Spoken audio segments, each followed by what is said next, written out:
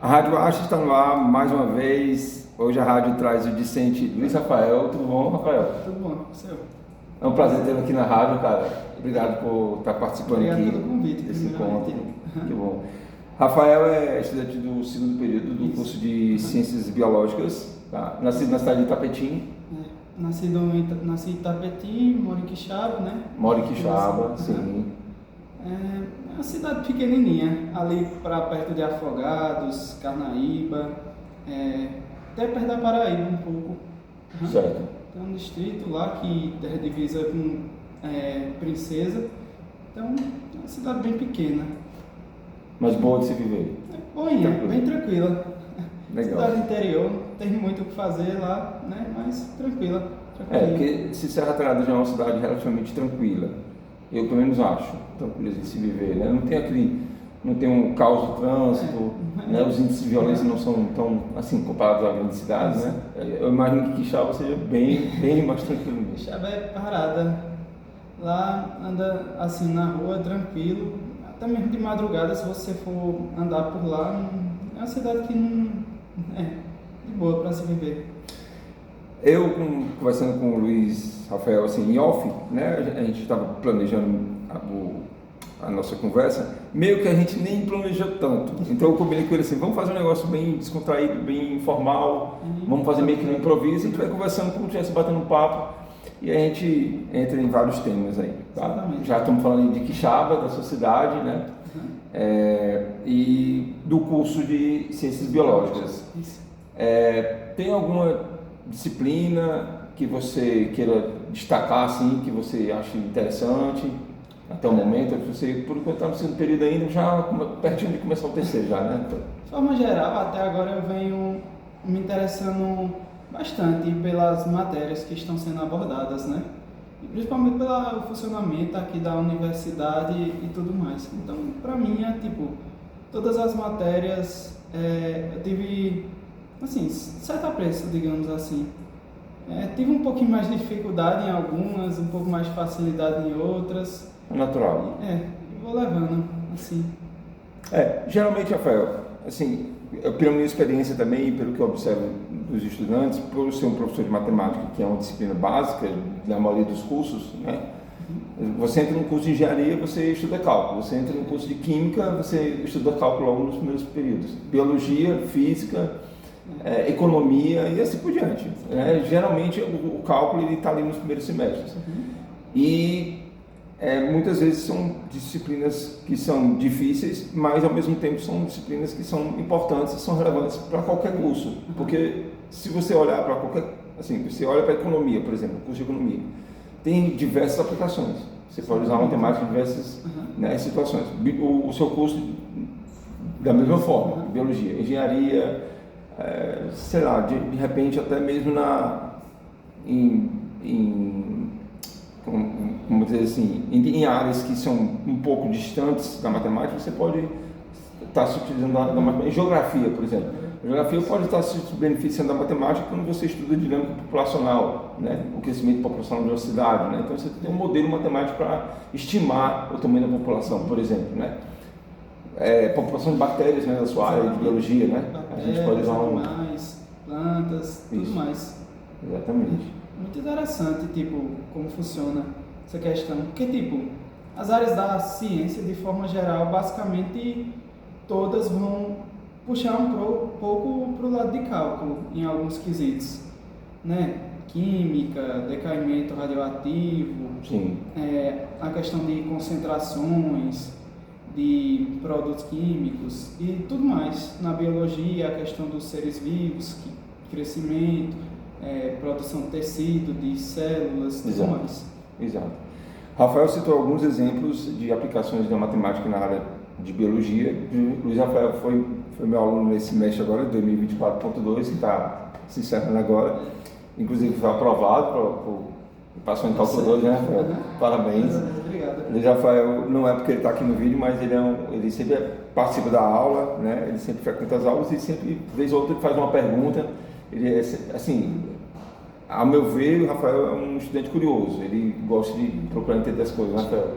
Eu acho que sempre a gente tem que estar buscando, compreender, contextualizar ali com realidade, né? Com alguns quesitos. O senhor fez isso muito bem, a propósito no curso, contextualizando ali com essas questões de biologia, tipo crescimento populacional, concentração de substâncias, por exemplo, em água, decaimento radioativo nos isótopos e tudo mais. Isso. Por falar nisso, eu vou deixar aqui uma indicação, inclusive nesse canal tem um vídeo com a professora Renata Shinosaki, onde eu indico esse livro, mas eu falo assim, bem brevemente, né, no vídeo.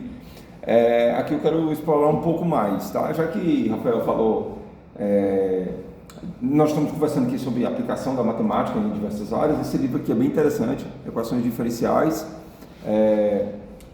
Elementares e Problemas de Valores de Contorno. São dois autores, William Boyce e Richard de Prima, tá? Eu tenho uma certa relação assim com esse livro porque por dois motivos. Primeiro, porque ele é um livro que tem muitas aplicações, tá? Se você for assim dar uma folhada aqui pelo livro, a gente tem equações diferenciais de vários tipos.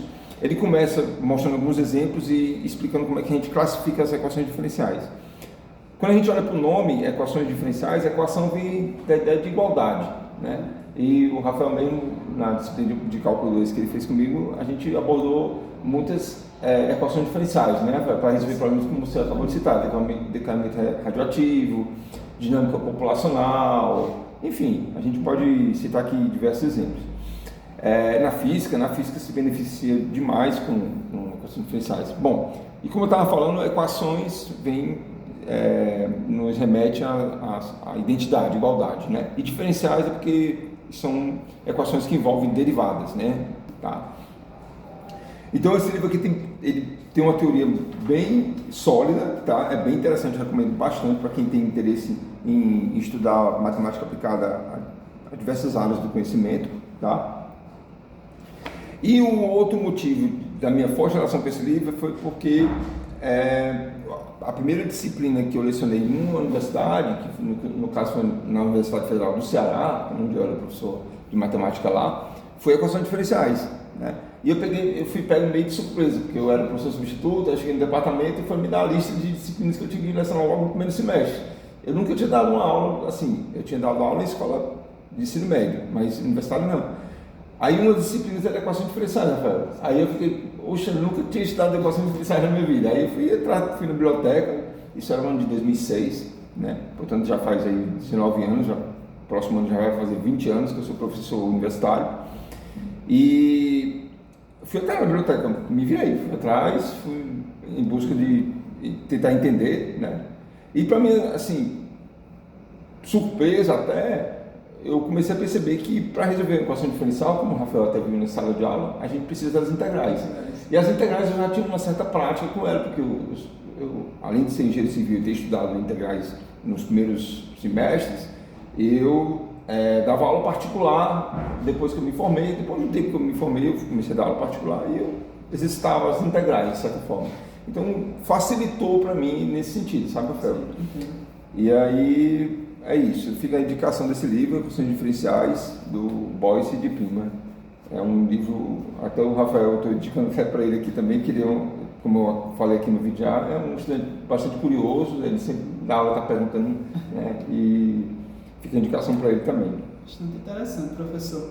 Inclusive, eu acho que, seria mais fácil, talvez, para os alunos, se, que chegam aqui na faculdade, acho que o senhor percebe que, principalmente a gente que vem da biologia, tem um pouco mais de dificuldade de pegar questões de cálculo. É porque, geralmente no ensino médio, não abordam muito as questões das integrais, derivadas. Eu mesmo acho que nem cheguei a ter aula sobre. Limites também não era abordado, e entre outras coisas que fica mais fácil. Acho que seria, se o ensino visasse isso desde o ensino médio, essas questões, e contextualizar, talvez ficasse bem mais fácil para quando chegar aqui na faculdade ter uma base para não ter tantas dificuldades.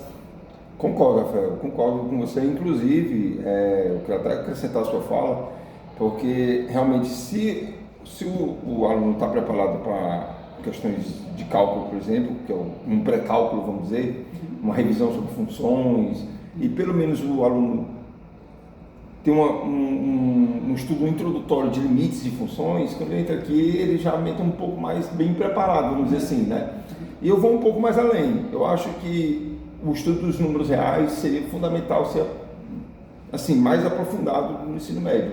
Tá? Questões que são colocadas nos números reais, muitas vezes os professores no ensino médio, eles meio que faz meio que um resumo, uma coisa bem sucinta ali e tal, não se aprofunda muito. E o aluno chega aqui na universidade, aí tem muitos conceitos que ele às vezes não entende o que é um módulo de um número real, por exemplo, às vezes não entende o que é